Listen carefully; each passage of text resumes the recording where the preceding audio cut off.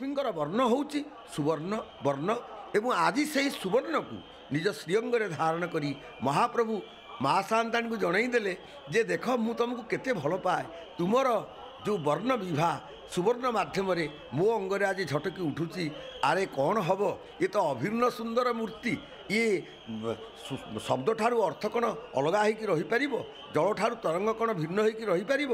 ଅଗ୍ନିଠାରୁ ତା'ର ଦାହିକା ଶକ୍ତି, ଅଗ୍ନିଠାରୁ ତା'ର ଦାହିକା ଶକ୍ତି ବା ଜଳଠାରୁ ତା'ର ଶୀତଳତା, ମଣିଠାରୁ ତା'ର ଜ୍ୟୋତି, ୟାକୁ କିଏ ପୃଥକ୍ କରିପାରିବ?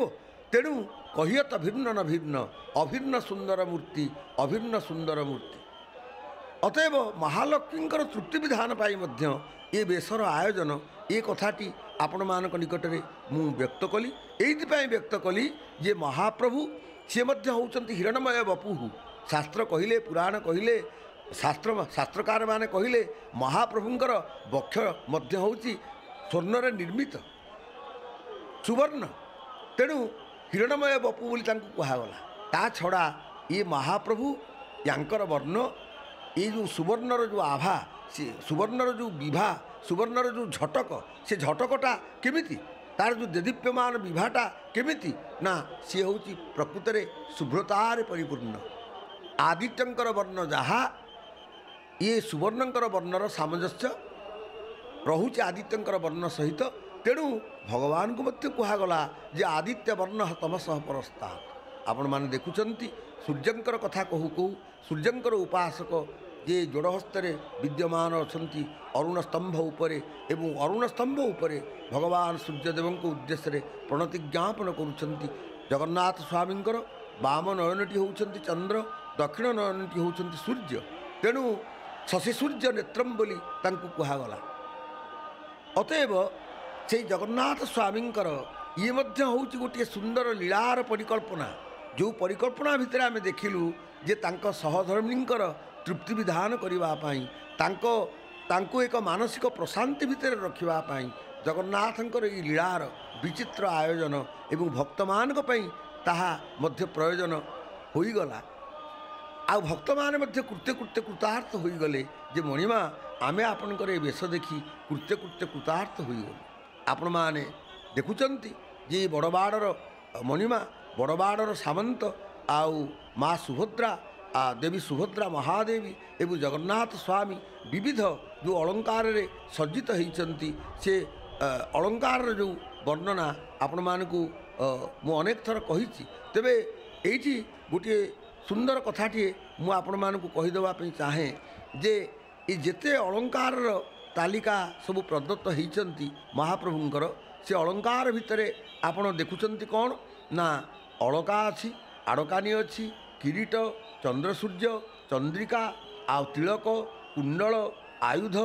ବଳଭଦ୍ରଙ୍କର ଯେଉଁ ବଳଭଦ୍ରଙ୍କୁ ଆପଣମାନେ ଦେଖୁଛନ୍ତି ଦୋର୍ଭ୍ୟାମ୍ ଶୋଭିତ ଲାଙ୍ଗଳମ୍ ସମୁସଳମ୍ କାଦମ୍ବରୀ ଚଞ୍ଚଳମ୍ ରତ୍ନାଡମ୍ବର କୁଣ୍ଡଳମ୍ ଭୁଜବଳେ ରାକ୍ରାନ୍ତ ଭୂମଣ୍ଡଳମ୍ ବଜ୍ରାଭ୍ୟାମଳ ଚଳଚାରୁ ଗଣ୍ଡ ଯୁଗଳେ ନାଗେନ୍ଦ୍ର ଚୂଡ଼ୋଜ୍ଜ୍ୱଳମ୍ ସଂଗ୍ରାମେ ଚପଳମ୍ ଶଶାଙ୍କ ଧବଳମ୍ ଶ୍ରୀକାମ ପାଳମ୍ ଭଜେ।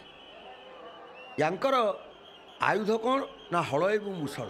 ଆପଣ ଦେଖନ୍ତୁ ତାଙ୍କ ହସ୍ତରେ ଏପଟେ ଆପଣ ଦେଖୁଛନ୍ତି ମୂଷଳ, ଏପଟେ ମଧ୍ୟ ତାଙ୍କର ବାମ ହସ୍ତରେ ଅଛନ୍ତି ଲଙ୍ଗଳ ଏବଂ ଦକ୍ଷିଣ ହସ୍ତରେ ଅଛନ୍ତି ମୂଷଳ।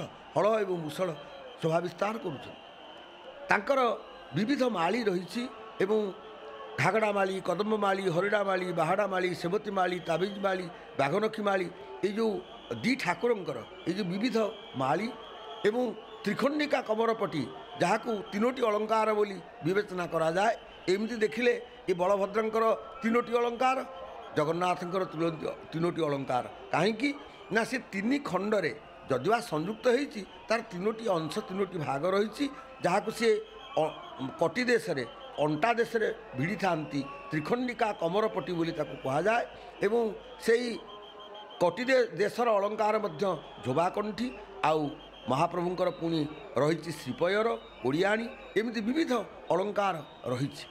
ତେବେ ସେଥିରେ ଗୋଟିଏ କଥା ଆପଣ ଲକ୍ଷ୍ୟ କରିବେ, ଜଗନ୍ନାଥଙ୍କର ଯେଉଁ ବିବିଧ ମାଳି ଆପଣ ଦେଖିଲେ, ସେ ମାଳି ଭିତରେ ଜଗନ୍ନାଥଙ୍କର ଗୋଟେ ରହୁଛି ତାବିଜ ମାଳି, କିନ୍ତୁ ବଳଭଦ୍ରଙ୍କର ତାବିଜ ମାଳି ନାହିଁ।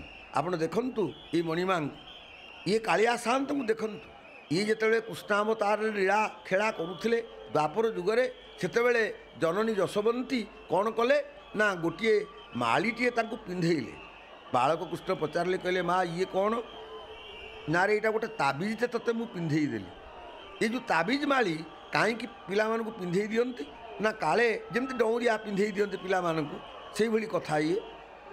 ଆରେ କାହାର ଦୃଷ୍ଟି କାଳେ ପଡ଼ିଯିବ, କିଏ କାଳେ ତୋ ପ୍ରତି ଲୋଲୁପ ଦୃଷ୍ଟି ପକାଇବ, ଆଖି କରିଦେବ, କିଏ ତୋତେ ନଜର ପକାଇଦେବ, ତେଣୁ କାହାର ନଜର ତୋ ଉପରେ ନ ଲାଗୁ, ସେଇ କଥାକୁ ଚିନ୍ତା କରି ଜନନୀ ଯଶୋବନ୍ତୀ କ'ଣ କଲେ ନା ଗୋଟେ ତାବିଜ ମାଳି ବାନ୍ଧିଦେଲେ, ତାଙ୍କୁ ପିନ୍ଧେଇ ଦେଲେ ଭଗବାନ କୃଷ୍ଣଙ୍କୁ। କାହିଁକି ନା ଅନେକ ଅସୁରମାନେ ଆସି ନାନା ଯାତନା ଦେବା ପାଇଁ ଚେଷ୍ଟା କରିଛନ୍ତି, ଅସୁରୁଣୀମାନେ ମଧ୍ୟ ଆସିଛନ୍ତି, କୃଷ୍ଣଙ୍କ ଲୀଳାରେ ତାହା ଆପଣମାନେ ଦେଖିଛନ୍ତି। ଖାଲି ସେତିକି ନୁହେଁ, ଯେତେବେଳେ ଡାକିନୀମାନେ ଆସନ୍ତି, ଡାହାଣୀ ଚିରୁଗୁଣୀମାନେ ମଧ୍ୟ ଆସନ୍ତି, ତାଙ୍କର ଲୋଲୁପ ଦୃଷ୍ଟି ମଧ୍ୟ ପଡ଼ିଯାଇପାରେ। ମା ମନ ତ ବାତ୍ସଲ୍ୟ ମମତାରେ ପୂର୍ଣ୍ଣ ଗର୍ଭା ଜନନୀ ଯଶୋବନ୍ତୀ, ସ୍ନେହର ଅମନ୍ଦଗାମିନୀ ମନ୍ଦାକିନୀ, ସିଏ ମା ହୃଦୟ ବୁଝିବ, ସମ୍ଭାଳିବ। କୃଷ୍ଣ ଯିବେ